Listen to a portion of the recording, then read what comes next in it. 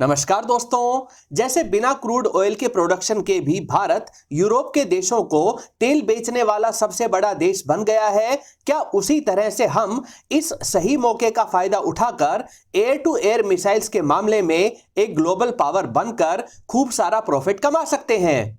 साथ ही इसी वीडियो में जानेंगे कि मीटियोर मिसाइल में ऐसा क्या खास है कि यूरोपियन देशों को इस पर इतना घमंड हो रहा है। ये सारी डिटेल्स जानेंगे इस वीडियो में। नमस्कार दोस्तों, मेरा नाम है अमित और मैं स्वागत करता हूं आपका अमित अपडेट्स चैनल पर। तो चलिए दोस्तों शुरू करते हैं। दोस्तों, अगर एयर टू एयर मिसाइल्स की बात करें, फिर चाहे शॉर्ट रेंज की हीट सीकिंग मिसाइल्स हो या 100 किलोमीटर या इससे ज्यादा रेंज वाली बियॉन्ड विजुअल रेंज वाली एयर टू एयर मिसाइल्स हो, तो इन मिसाइल्स के लिए लगभग सभी देश या तो अमेरिका पर डिपेंडेंट हैं या फिर इन देशों को रशिया से ही ये मिसाइल्स खरीदनी पड़ती हैं। अमेरिका और रशिया ने ही सबसे ज्यादा फाइटर जेट्स दुनिया में बेचे हैं। अमेरिका अपने F-15, F-16, FA-18 व F-35 जैसे जेट्स के साथ अक्सर AIM-9 साइडवाइंडर मिसाइल को बेचता है, जो एक शॉर्ट रेंज की हीट सीकिंग मिसाइल है। लॉन्ग रेंज के लिए अमेरिकी फाइटर जेट्स की स्टैंडर्ड मिसाइल AIM-120 है, जिसकी रेंज 100 किलोमीटर तक है। इसी तरह से रशिया की बात करें तो रशिया ने जिन देशों को फाइटर जेट्स बेचे हैं, तो उन फाइटर जेट्स के साथ काफी नंबर्स में शॉर्ट रेंज की R-73 व लॉन्ग रेंज की R-77 मिसाइल्स भी बेची गई हैं। यहां पर ध्यान देने वाली बात यह है कि अगर कोई देश रशिया से खरीदे गए फाइटर जेट्स में अमेरिकन मिसाइल्स लगाना चाहे तो वह देश ऐसा नहीं कर पाता है, क्योंकि रशिया और अमेरिका अपने फाइटर जेट्स के सोर्स कोड शेयर नहीं करते हैं। यानी इन फाइटर जेट्स को खरीदने वाले देश को अपनी एयर टू एयर मिसाइल्स के लिए उसी देश पर हमेशा के लिए डिपेंडेंट रहना पड़ता है जिससे उन्होंने फाइटर जेट्स खरीदे थे। तो कुल मिलाकर कहें तो इन देशों के पास अलग अलग देशों से अच्छी एयर टू एयर मिसाइल्स को चुनने का ऑप्शन ही छीन लिया गया है। अगर अच्छी BVR मिसाइल बनाने वाली कंपनीज जैसे MBDA कंपनी को मीटियोर मिसाइल के लिए अप्रोच किया भी जाता है, तो उनकी अजीब और अनरियलिस्टिक शर्तें माननी पड़ेंगी। कैसी शर्तें? तो शर्तें या कंडीशंस ऐसी हैं कि अगर मीटियोर मिसाइल चाहिए तो पहले यूरोप के किसी देश से बेस्ड फाइटर जेट खरीदो, यानी पहले राफेल या यूरोफाइटर टाइफून या ग्रिपिन फाइटर जेट को खरीदो, तभी मीटियोर मिसाइल बेची जाएगी, और वो भी बहुत महंगे रेट पर। चाइना से PL-15 BVR मिसाइल चाहिए तो पहले चाइनीज J-10 फाइटर जेट खरीदो, और तब भी PL-15 BVR मिसाइल का एक्सपोर्ट वेरिएंट ही मिलेगा जिसकी मैक्सिमम रेंज सिर्फ 145 किलोमीटर तक ही है। इसके अलावा कई देश ऐसे हैं जो अपने देश के लिए खुद का फाइटर जेट बना रहे हैं या ऐसे UAVs को बना रहे हैं जो मिसाइल्स को भी कैरी कर सकते हैं। अगर ये देश अमेरिका से एयर टू एयर मिसाइल खरीदते हैं तो वह काफी महंगे रेट पर मिलेगी। रही बात रशिया से मिसाइल खरीदने की, तो रशिया अभी एक लड़ाई लड़ रहा है, तो उनके पास वैसे ही BVR मिसाइल्स की शॉर्टेज हो रखी है। ऐसे में रशिया दूसरे देशों को एयर टू एयर मिसाइल्स चाहते हुए भी नहीं बेच पा रहा है, और इसी वजह से उनके द्वारा ही बेचे गए रशियन फाइटर जेट्स एक तरह से आउटडेटेड होते जा रहे हैं। ऐसे में भारत के पास वो मौका आ गया है जो भारत के डिफेंस सेक्टर की तकदीर ही बदल सकता है। भारत रशिया से खरीदे गए MiG-21, MiG-29 व सुखोई 30 MKI फाइटर जेट्स को इस्तेमाल करता है। रशिया से फाइटर जेट्स खरीदने वाले बहुत सारे देशों ने लगभग यही फाइटर जेट्स रशिया से खरीदे हैं। अब भारत खुद की अस्त्रा सीरीज की BVR मिसाइल्स बनाता है। 110 किलोमीटर रेंज की अस्त्रा 1 और 160 किलोमीटर रेंज की अस्त्रा 2 BVR मिसाइल्स बनाई जा चुकी हैं। इन मिसाइल्स को सक्सेसफुली सुखोई 30 MKI में इंटीग्रेट किया जा चुका है। जल्दी ही MiG-29 फाइटर जेट में भी अस्त्रा 1 व अस्त्रा 2 BVR मिसाइल्स को लगाया जाएगा। ये दोनों तरह की मिसाइल्स रशिया की स्टैंडर्ड BVR मिसाइल यानी कि R-77 से ज्यादा एडवांस्ड हैं, ज्यादा एक्यूरेसी वाली हैं, और इनकी रेंज भी R-77 से कहीं ज्यादा है। और इससे भी बड़ी बात यह कि इनकी कीमत इसी कैटेगरी की अमेरिकन मिसाइल से काफी कम है। दोस्तों, मिसाइल्स की ही बात कर रहे हैं तो इस समय की सबसे बेहतरीन BVR मिसाइल मीटियोर मिसाइल है। यूरोप की MBDA कंपनी जो मीटियोर मिसाइल को बनाती है और जिस पर इतना घमंड किया जाता है, उसकी खासियत जानते हैं।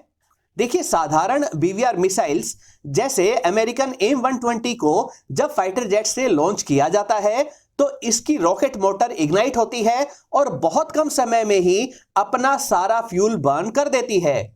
इससे यह BVR मिसाइल की स्पीड लगभग 4500 किलोमीटर पर आवर तक तो पहुंच जाती है, लेकिन इसके बाद यह सिर्फ अपने मोमेंटम से आगे बढ़ रही होती है। ऐसे में अगर दुश्मन का फाइटर जेट थोड़ी दूरी पर हो तो वहां पर पहुंचते पहुंचते इसकी स्पीड कम हो जाती है। ऐसे में दुश्मन के फाइटर जेट के द्वारा अच्छे मैन्यूवर्स किए जाएं तो इस AIM-120 BVR मिसाइल से बचा जा सकता है। आपको याद ही होगा कि बालाकोट एयर स्ट्राइक के अगले दिन भारत के एक अकेले सुखोई 30 MKI पर 4 to 5 AIM-120 BVR missiles launch की गई थी। फिर भी ये मिसाइल्स इस अकेले सुखोई 30 MKI को नहीं गिरा पाई थी। अब समझते हैं कि मीटियोर मिसाइल इससे अलग कैसे है। तो इसमें थ्रोटेबल डक्टेड रैमजेट प्रोपल्शन सिस्टम का इस्तेमाल हुआ है, यानी लॉन्च होने पर इसका सारा फ्यूल एक बार में ही बर्न नहीं होता है। मीटियोर मिसाइल तेज स्पीड के साथ दुश्मन के फाइटर जेट तक पहुंचती है और तब इसका थ्रोटेबल सिस्टम इसकी स्पीड को और बढ़ा देता है, जिससे दुश्मन के फाइटर जेट को बच निकलने का मौका नहीं मिलता है।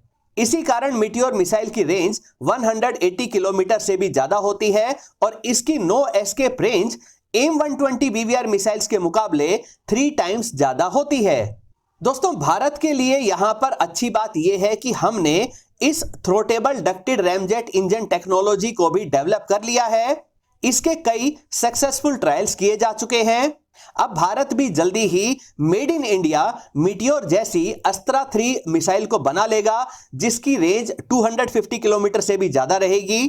तो भारत अगर रशियन फाइटर जेट्स को ऑपरेट करने वाले देशों को अप्रोच करता है, उनके रशियन ओरिजिन के फाइटर जेट्स में इन advanced made in India BVR missiles को इंटीग्रेट करने का ऑफर देता है, जो कीमत में भी कम है और एडवांस्ड भी है, तो भारत बहुत जल्दी BVR मिसाइल्स के मार्केट के बड़े हिस्से पर कब्जा कर सकता है।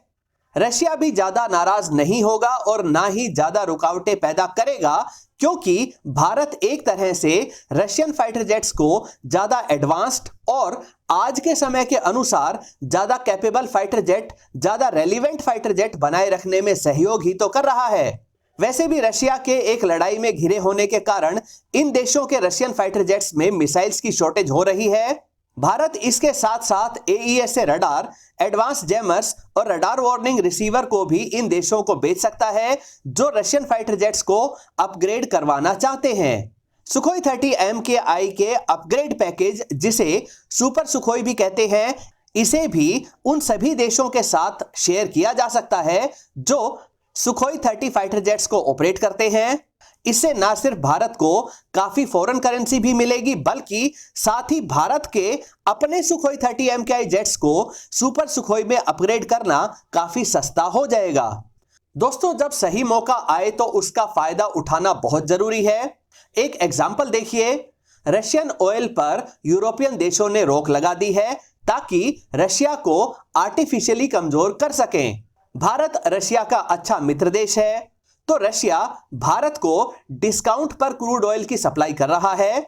भारत के पास बड़ी बड़ी रिफाइनरीज हैं, जिनका फायदा उठाते हुए भारत इस क्रूड ऑयल से पेट्रोल, डीजल, केरोसिन, LPG आदि प्रोडक्ट्स बना लेता है। फिर भारत इन्हीं प्रोडक्ट्स को यूरोपियन देशों को बेचकर अच्छा प्रॉफिट भी कमा रहा है। यानी हमारे पास अपना क्रूड ऑयल भी नहीं है, फिर भी हम यूरोपियन देशों को सबसे ज्यादा ऑयल बेचने वाले देश बनते जा रहे हैं। दोस्तों, यही मौका इस समय Indian air to air missiles के जरिए भारत को मिल रहा है, जिससे हम अच्छा प्रॉफिट बना सकते हैं। दोस्तों, आपकी राय में क्या भारत की Astra 3 air to air missile meteor missile को हरा पाएगी, और क्या एयर टू एयर मिसाइल्स के मार्केट का बड़ा हिस्सा अपनी तरफ खींचने से रशिया नाराज नहीं हो जाएगा? अपनी राय कमेंट सेक्शन में जरूर लिखें। दोस्तों, उम्मीद करता हूं कि ये वीडियो आपको पसंद आई होगी। अगर ये वीडियो आपको अच्छी लगे तो इसे लाइक करिए, दोस्तों के साथ शेयर करिए और चैनल को सब्सक्राइब करना ना भूलें। नमस्कार।